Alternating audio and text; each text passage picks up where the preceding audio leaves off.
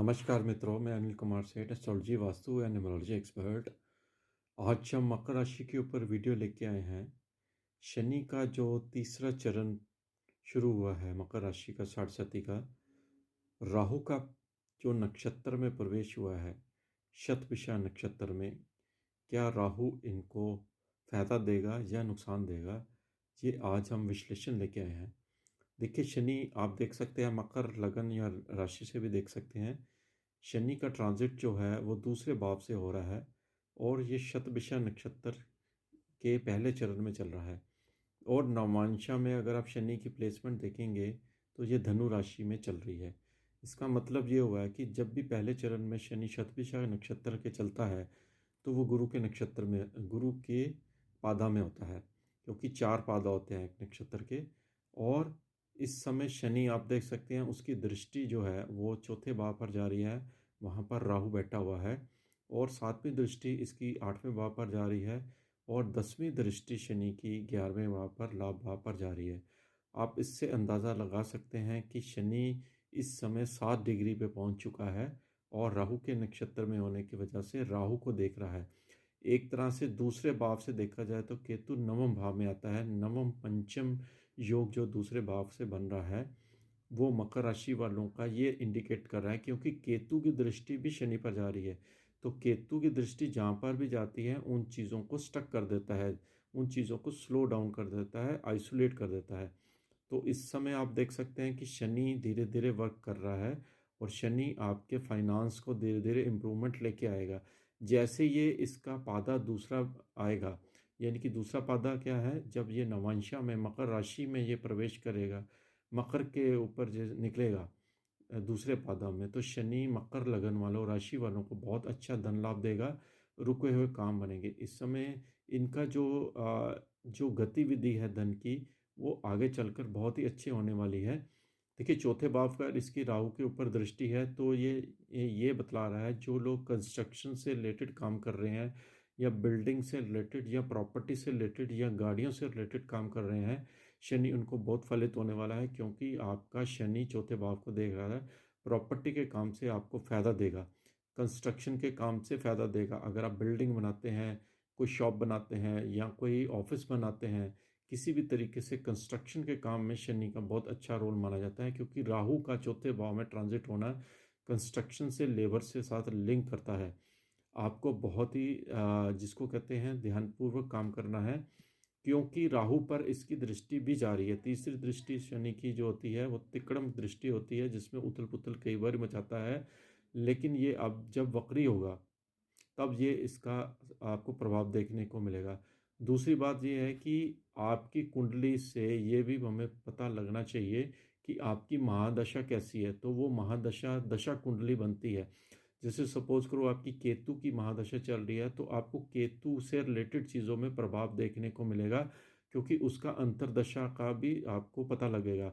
इसी तरह अगर आपकी शनि की महादशा चल रही है, शनि आपका योग कारक प्लैनेट है, तो आपको उसका अच्छा फल मिलेगा। अगर कुंडली में शनि मारक प्लैनेट है तो उसका फल आपको बुरा देखने को मिल। इसीलिए हम कहते हैं कि कुंडलियों की जांच करवा के ही आप हमसे बात करें, ताकि आपको पता लग सके कि आपके जो दशा चल रही है, महादशा चल रही है, शनि साढ़े में कई लोगों को अच्छा फल देता है, मकर लगन राशि वालों, कईयों के स्टक कर देता है, कईयों की प्रॉब्लम भी फाइनेंस में खड़ी कर देता है। ये सब डिपेंड करता है कि आपका पर्सनल चार्ट कैसा है। अब देखिए, दूसरे प्लेनेट पे जाते हैं तो आप देख सकते हैं कि गुरु जो है, गुरु आपका तीसरे भाव से ट्रांजिट कर रहा है। गुरु आपका इस समय मीन राशि में 22 डिग्री का रेवती नक्षत्र के दूसरे चरण से संचार कर रहा है। हालांकि गुरु 28 तारीख को अस्त भी हो जाएगा। जब अस्त हो जाएगा गुरु, तो इसका कार्यकाल एक तरह से समाप्त हो जाएगा मीन राशि में, और इसका असर आना मीन राशि पे बहुत कम हो जाएगा, क्योंकि अगले महीने 22 तारीख को गुरु यहाँ से राशि राशि छोड़ते हुए चौथे भाव में आपके ट्रांजिट करेगा, जो कि केंद्र में आने से आपको बहुत अच्छा फल देगा। क्योंकि चौथे भाव में जब भी बृहस्पति आता है तो विदेश से लाभ देगा, और आपके प्रॉपर्टियों से और आपके जो पब्लिक से आपको सपोर्ट है वो यहाँ से मिलनी शुरू हो जाएगी। हालांकि ये एक महीना अस्त भी चलेगा। आप तीसरे भाव पर देखेंगे तो बुध भी अस्त चल रहा है। बुध आपका आप देख सकते हैं मीन राशि में चल रहा है, नीच का चल रहा है। बुध अस्त की वजह से, बुध जो आपका ये एक तरह से ट्रेड का, कम्युनिकेशन का स्वामी ग्रह है, वो अस्त होने से आप देखेंगे कि कार्य क्षेत्र में या व्यापार में कुछ गतिविधियां आपकी रुक रुक के बन रही हैं। तो ये गतिविधियां जैसे बुध आगे चलेगा और नीच से बाहर आ जाएगा और अस्त से बाहर आ जाएगा, तो आप देखेंगे कि बुध का असर आना शुरू हो जाएगा, आपके व्यापार में, जॉब में उन्नति के साधन बनाएगा। क्योंकि तीसरा भाव इस समय बहुत एक्टिव है, जो कि वहाँ पर सूर्य भी बैठा हुआ है गुरु के साथ। अब देखिए, सूर्य तो आपका मार्ग प्लेनेट है, क्योंकि अष्टम भाव का लॉर्ड है। तो आप समझ सकते हैं सरकारी चीज़ों में आपका काम स्टक हो जाना, पिता के साथ आपका संबंध में विच्छेद आ जाना, ये सब चीज़ें दिखा रहा है। भाइयों की तरफ से आपको सपोर्ट कम मिल रही है। अच्छा, मंगल की स्थिति की बात करें तो मंगल आपका छठे भाव में बहुत अच्छे स्थान से चल रहा है। छठे भाव, कारक भाव में जब कोई प्लेनेट आता है, मंगल जब छठे भाव में आता है तो आपको शत्रु से विनिंग कराता है, आपको विदेश से धन देता है, मंगल प्रॉपर्टियों से लाभ देगा, यात्रा से लाभ देगा। मंगल की स्थिति आपकी कुंडली में बहुत अच्छी बनी हुई है। हालांकि शनि की स्थिति भी कुछ खराब नहीं है, अच्छी है।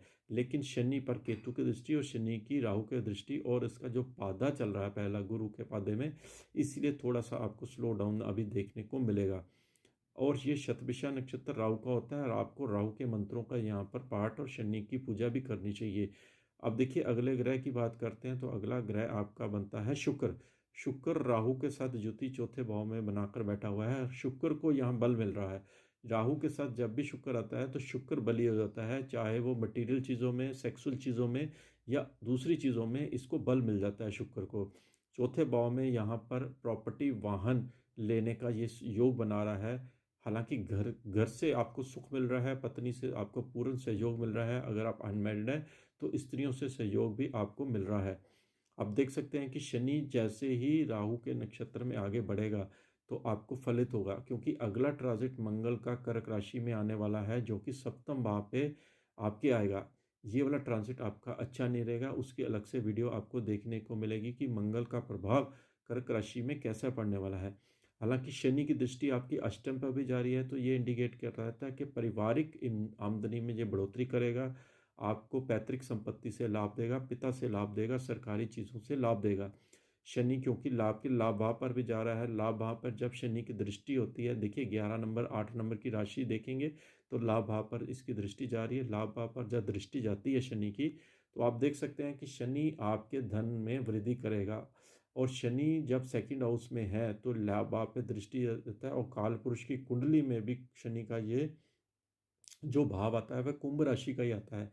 इसलिए ये आपको धन दे के जाएगा। आप निश्चित तौर पर, ये मकर राशि वाले काफ़ी परेशान चल रहे हैं, और कई लोग मैसेज भी डालते हैं कि हम पर वीडियो बनाइए। तो आज हम आपको ये देखिए बिल्कुल निचोड़ करके चीज़ें निकाल कर दे दी हैं।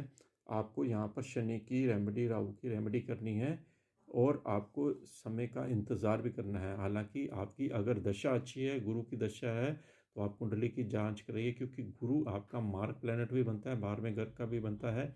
अगर मंगल की या किसी और सूर्य की दशा चल रही है तब भी आपको प्रॉब्लम फेस करनी पड़ सकती है। डिपेंड करता है आपकी महादशा का क्या फल है। सबसे बड़ा जो कुंडली में रोल आता है वो आपकी दशा का आता है, महादशा का आता है, क्योंकि जिसकी सरकार उसका राज।